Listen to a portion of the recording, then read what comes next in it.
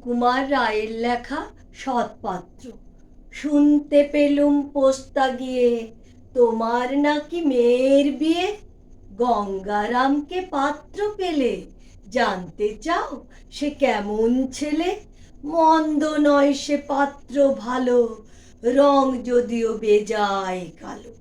তার উপরে মুখের গঠন অনেকটা ঠিক পেঁচার মতন।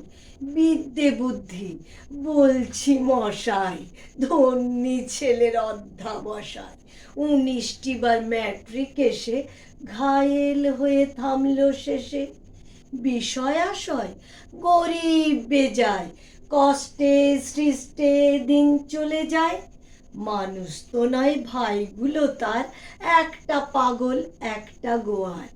আরেকটি সে তৈরি ছেলে, জাল করে নোট গেছেন জেলে।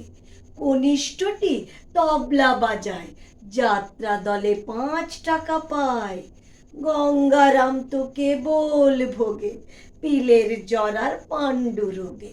কিন্তু তারা উচ্চ ঘর, কংসরাজের বংশধর। শ্যামলাহেরি বনগ্রামের কি যেন হয় গঙ্গারামের।